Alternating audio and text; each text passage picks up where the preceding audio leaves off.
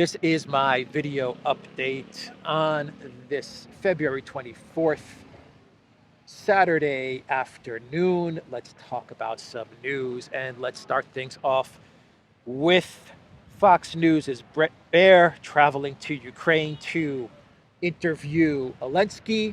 And let me show you guys a screenshot of the interview where it took place outside in the mud. Brett Baer sitting in front of logs of wood, both of the men sitting on these types of desk chairs or fold-out chairs. Brett Baer has his press backpack or press vest. I guess that's his vest, along with his helmet, leaned up against his chair. They're both wearing their combat boots. Obviously, this whole setup was put together by Zelensky's production team, along with Fox News' production team, to give the impression, or at least to push the narrative, that Zelensky he's out in the trenches, out on the front lines, fighting the Putin. So the interview from Brett Baer, well, I don't think there was anything shocking or groundbreaking with this interview. Softball questions from Brett Baer. Your standard responses from Zelensky. Zelensky did say some interesting things. I don't think shocking stuff, but he said that his number one concern right now for the conflict is to set up Ukraine's defenses and to save Ukrainian soldiers' lives. He said to defend is the task number one, and then to continue our successful story on the Black Sea. It's an interesting statement coming from Zelensky, given the debacle, the catastrophe that was Avdiivka, where Zelensky, along with Syrskyi, they decided to send Ukrainian soldiers into Avdiivka, even though the village was lost. The town village was lost many weeks ago. They tried to hold on to Avdiivka, sacrificing thousands of soldiers' lives because they didn't want the optics of a fallen Avdiivka at the time when Zelensky was going to be going to Munich and coinciding with the 2-year anniversary of the conflict in Ukraine. But now Zelensky is telling Fox News' Brett Baer that his number one concern is preserving the lives of his soldiers. And then he talks about how the plan is to continue the successful story on the Black Sea. Okay, I thought this was a land war, but I guess this is a sea war, according to Zelensky. And he's talking about the narrative that the Ukraine military is demolishing the Russian Navy in the Black Sea, and this is a huge success, or this was one of the big successes of 2023, and Zelensky wants to continue this success. Anyway, he talked about money and weapons, of course.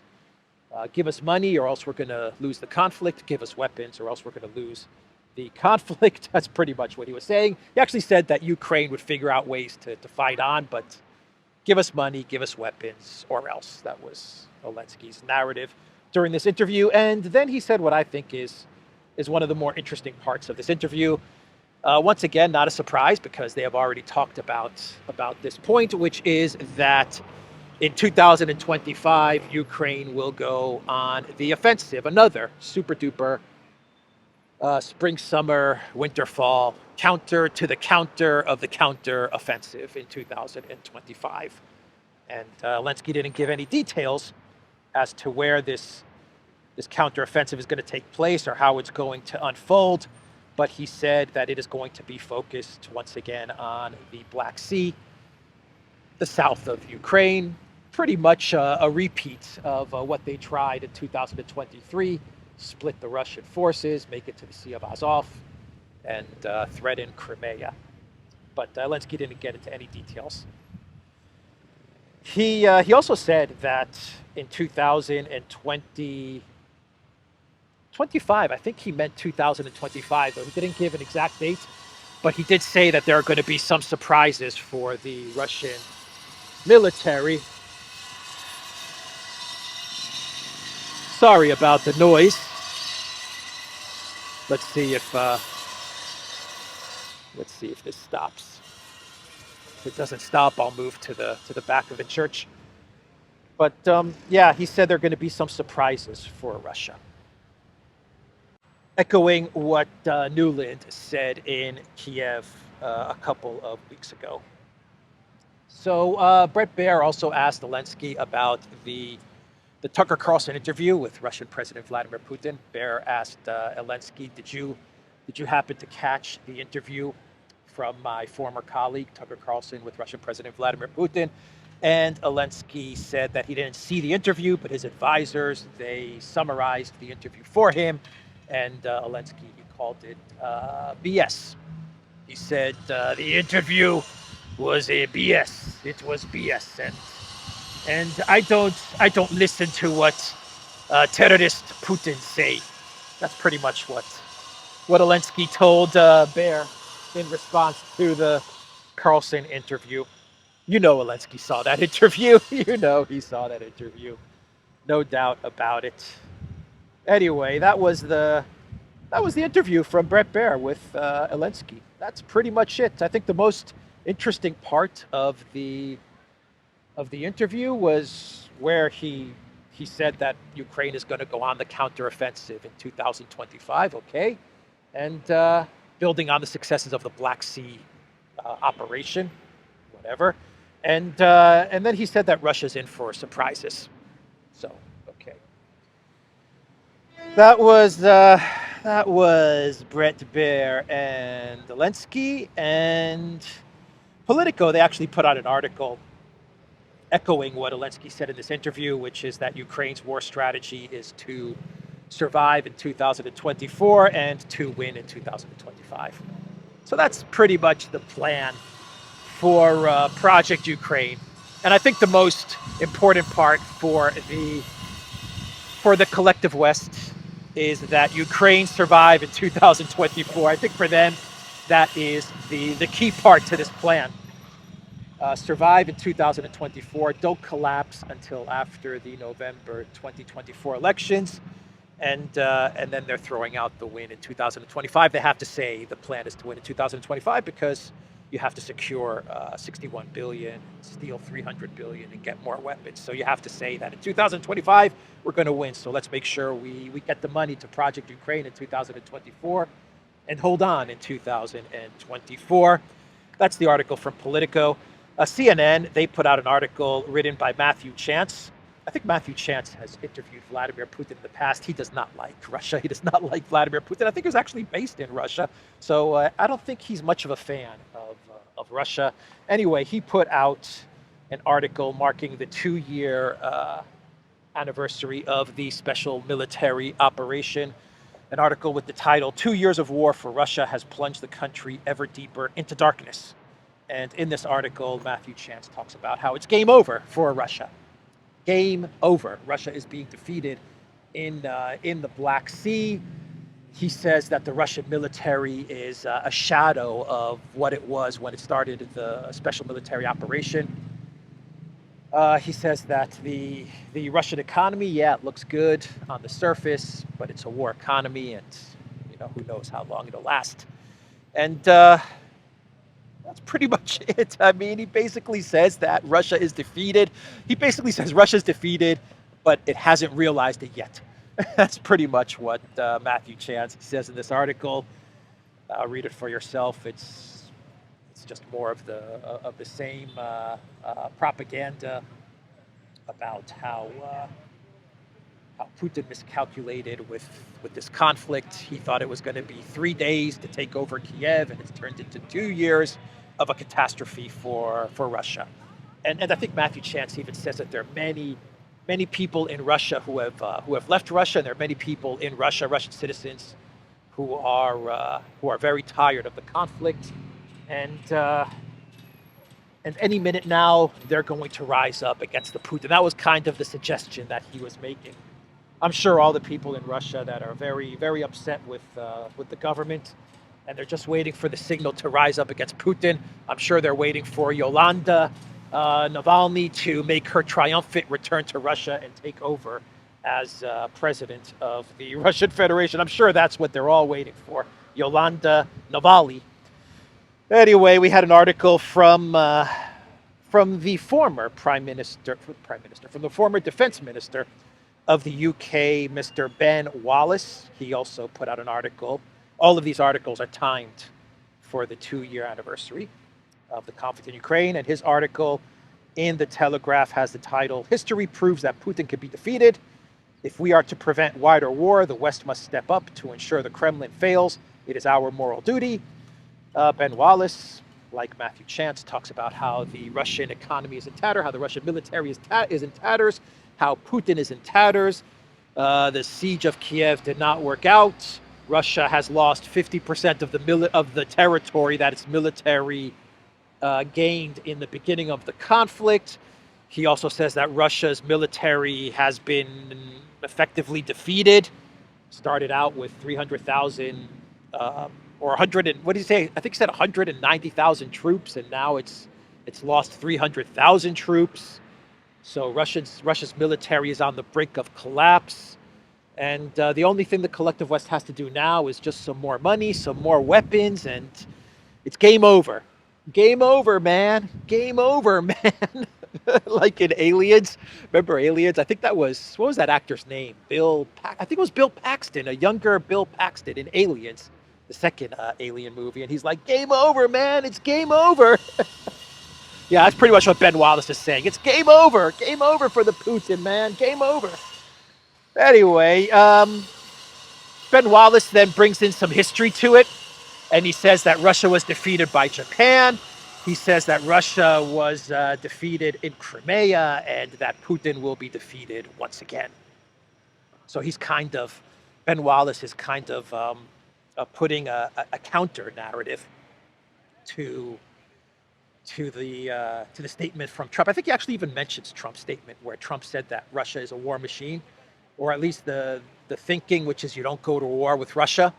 You know, Napoleon went to war with Russia, look what happened. Hitler went to war with Russia, look what happened.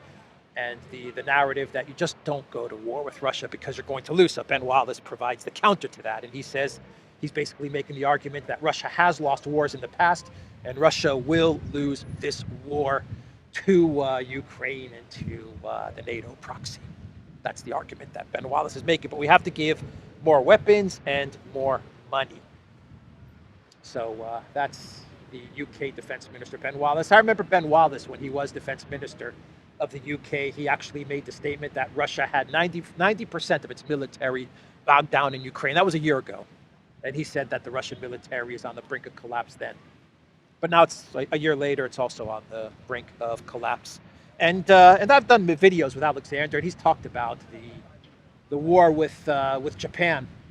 Tsar Nicholas II and the war with Japan. And Alexander, he mentioned that actually Russia won that war, contrary to what many historians claim.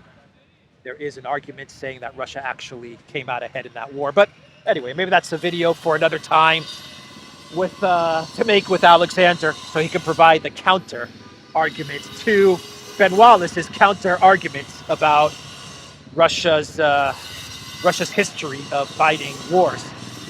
So Schumer, he made a trip to Lvov along with other lawmakers, other U.S. lawmakers, and they traveled to Lvov. They met with Zelensky, and they were on a fact-finding mission in order to go back to the Senate and to Congress and to make the argument that without money and without weapons, without the 61 billion and without weapons, then Ukraine will lose this conflict. That was the purpose of Schumer's travels to Lvov. Actually, this was the first trip that Schumer made to Ukraine, which I find kind of incredible. But I read that was his first trip to Ukraine. So now Schumer has been hit with the Zelensky curse. So we'll see what happens to Chucky Schumer. But yeah, Schumer said that he spoke to all kinds of officials when he was in Lvov, from the top of the top all the way to lower level officials. And Schumer said that they all told him the same thing, without U.S. support, without U.S. money, without the 61 billion, then Ukraine is going to lose to Russia. So that's his argument. He spoke to a whole bunch of officials who said, you got to give us money or else we're going to lose. As if Schumer was expecting for them to say something different. Don't give us money. Don't give us money, Schumer. We're going to be okay. I mean, what kind of answer was Schumer expecting from his fact-finding mission and all these interviews that he had with Ukraine government officials? So that's the message that he's going to take back to lawmakers in the United States. Give them 61 billion or else Ukraine is going to collapse. And today in Kiev, via train from Poland, we had a whole bunch of very, very important collective West leaders descending. Is that the right word? Descending onto Kiev in order to take part in the 2-year celebrations or anniversaries or events of the conflict in Ukraine, whatever you want to call it. But everyone is arriving to Kiev, except U.S. officials. I haven't seen any U.S. officials actually arriving into Kiev for the 2-year events, but maybe some U.S. officials will take part in this 2-year anniversary of the SMO. But Meloni, the Prime Minister of Italy, she arrived in Kiev. The Prime Minister of Belgium, Alexander De Croo, he arrived in Kiev. Canadian Prime Minister Justin Trudeau. Trudeau made it to Kiev. Got to get a whiff of that Zelensky #5. Trudeau needs that hit. He needs that hit. That Zelensky #5 is like a drug. He needs to hug Volodymyr and to smell some of that intoxicating Zelensky #5.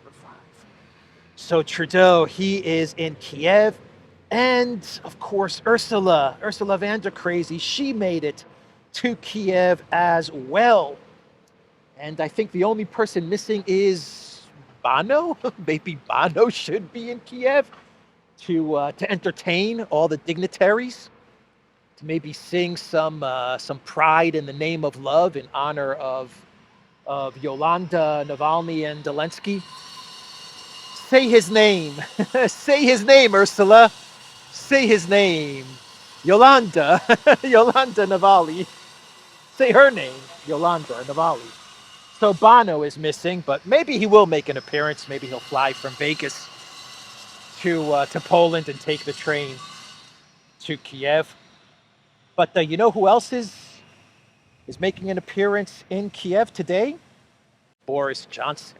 Boris Johnson is also in Kiev. Unbelievable stuff, huh? The nerve of this man. The nerve of this man. To have traveled to Kiev and to have sabotaged a ceasefire that would have saved hundreds of thousands of lives.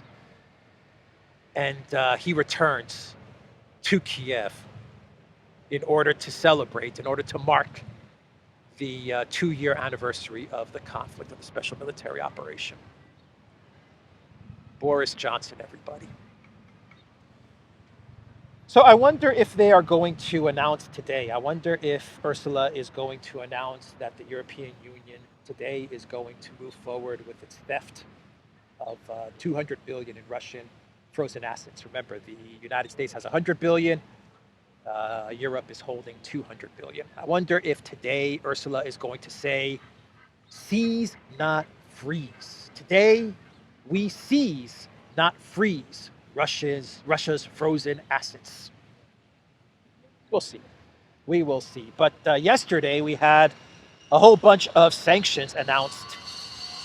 The Biden White House announced a whole lot of sanctions. The UK, they announced a whole bunch of sanctions, and the European Union also announced their 13th sanctions package. And Biden, he said that these sanctions, they were drafted in response to Russia's ongoing war of conquest on Ukraine and for the death of Alexei Navalny. according to Lindsey Graham, Alexei Navalny. He said that the sanctions will ensure Putin pays an even steeper price for his aggression abroad and repression at home. And the price that Russia is going to pay with these new sanctions, something like 500 individuals and more entities, hundreds and thousands of individuals and entities are now sanctioned by the United States. And I imagine that Russia's GDP growth is going to reach, I don't know, what, 5 or 6% now? I don't know. With each sanctions package, Russia's GDP grows by another 1 or 2%. But the sanctions, they are an addiction for the collective West. They are addicted to sanctions. And the problematic part of these sanctions is that the United States, the UK, and the European Union, they are now sanctioning other countries, not Russia, secondary sanctions. They are sanctioning businesses in other countries. That's what I want to say. They are now sanctioning businesses and entities in other countries. In Turkey, in China, in India, I believe in the UAE as well. This is where these sanctions have now reached. So the narrative is that companies in China, in India, in Turkey are now being sanctioned in the name of Navalny. Please explain that one.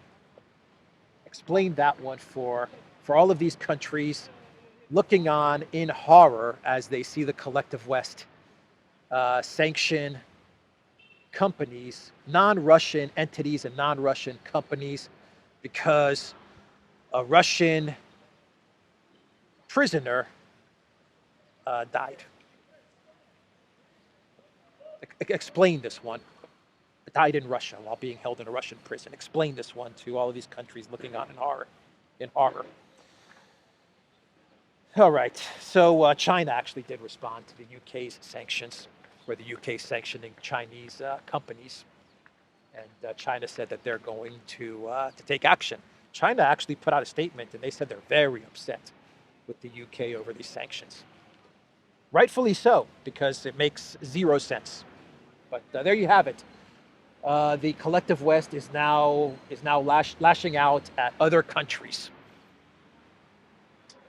This is not going to end well for the collective West. It's not going to end well at all. You're going to seize Russia's assets, and you're now sanctioning countries which have no connection to the actual conflict in Ukraine. That you're not a party to this conflict in Ukraine, but you're going to start sanctioning companies operating in these countries. Anyway, let's now talk about what's going on in Poland, because the farmer blockade on the border of Poland and Ukraine continues.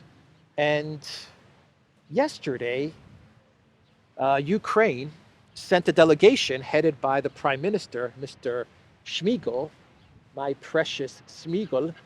He traveled with a delegation to Lviv in order to meet with a delegation from Poland and to resolve this farmers' blockade. And you know what happened? The Polish delegation did not show up. They didn't show up.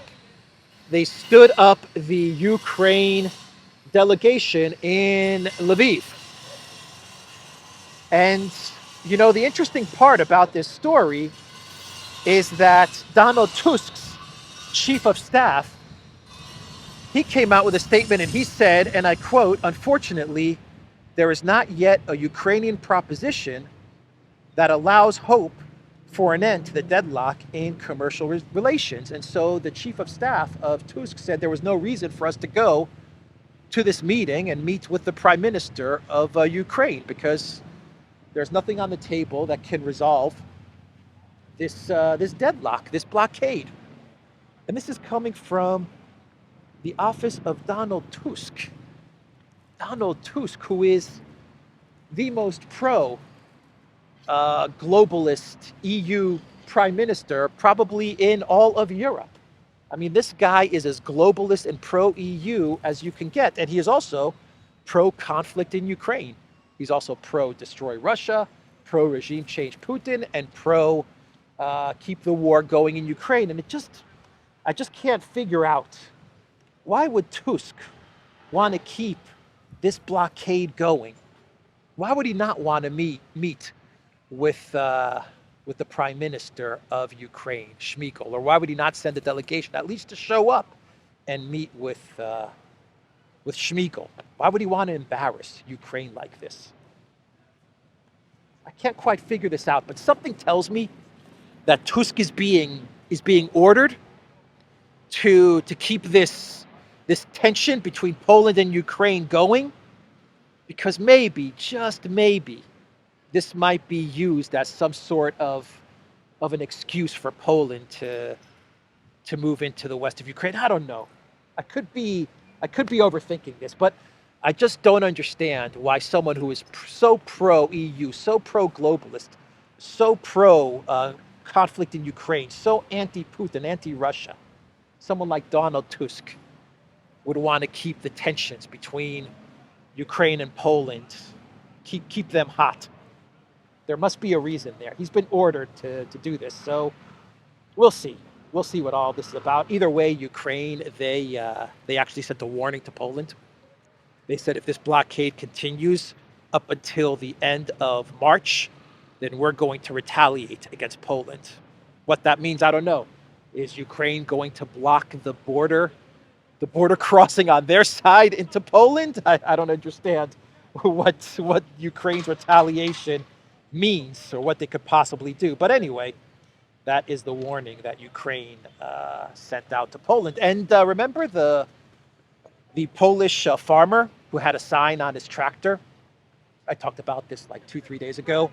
And he said, the sign said, Putin, help us, protect us, or save us from the EU and save us from Brussels, or save us from Ukraine and Brussels. Well, I heard from many viewers in Poland that this farmer was arrested, that Donald Tusk was so upset with this sign that they actually arrested this guy, and now he faces 5 years in prison. Unbelievable. And since we're talking about people being held in prison, what about the journalist Gonzalez? Is it? I think it's Pablo or Pedro Gonzalez, who has been in. I always forget his first name. Gonzalez. Anyway, he has been in prison in Poland for what now? A year? Under what charges? That he's a Russian spy or a Russian asset? 1 second. Let me see if this has been resolved. I am searching it right now, so bear with me. You can see I'll give you a view of the beautiful church. Spanish-Russian journalist Pablo Gonzalez. Pablo Gonzalez, yeah.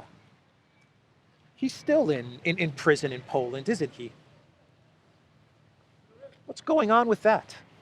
Has he been released? I don't think so. I don't think so. Anyway, I thought I would bring that up. We always forget to talk about Pablo.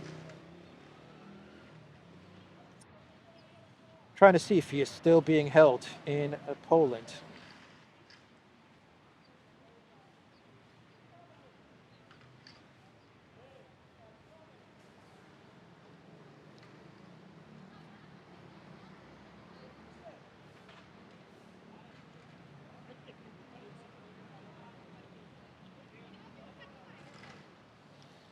Yeah, a Polish court has decided to extend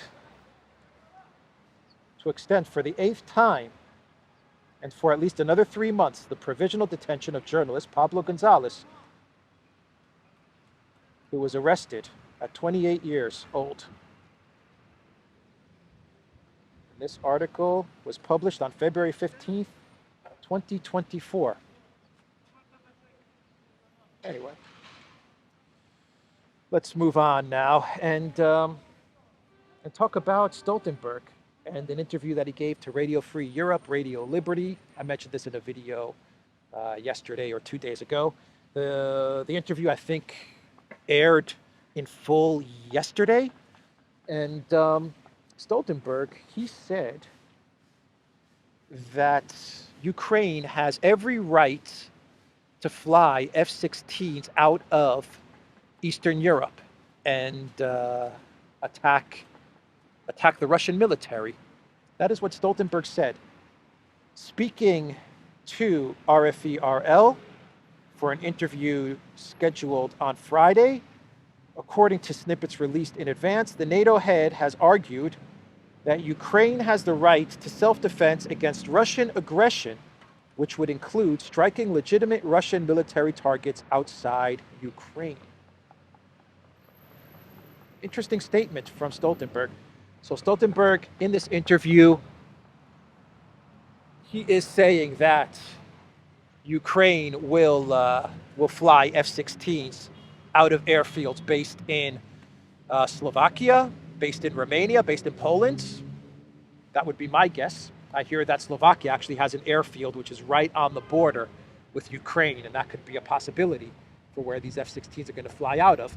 But Ukraine can fly out of these airfields, and they can attack the Russian military. And Stoltenberg even hints at attacking Russian military targets outside Ukraine. That's what he says. So whatever that means, is Stoltenberg saying that that these F-16s can attack Crimea, can attack areas like Belgorod? I don't know, but anyway, that is what Stoltenberg is saying. That NATO has that Ukraine absolutely has the right to do this, and this runs counter to what Medvedev said, which is that if NATO countries fly F-16s into the conflict, they're going to be seen as a party to this war.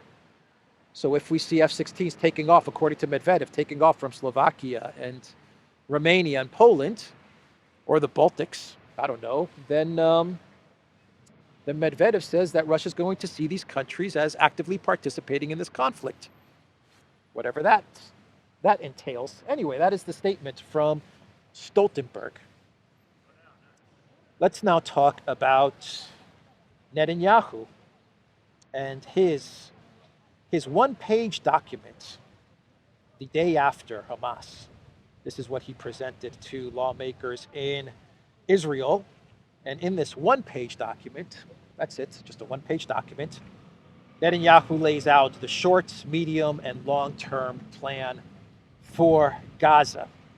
And basically what Netanyahu is presenting in this document, at least the way I saw it, I didn't read the document, I don't think it's been published, but there have been parts of the document that are being reported on, and from the parts that I read, this seems like a one-page occupation plan. That's simple. That's what Netanyahu seems to be presenting. Netanyahu's plan stresses that Israel will continue to oppose the unilateral recognition of a Palestinian state. In this occupation plan, Netanyahu basically says that Israel's going to keep a presence in Gaza, and they're going to appoint whatever officials need to be appointed in order to administer Gaza. And that's the plan.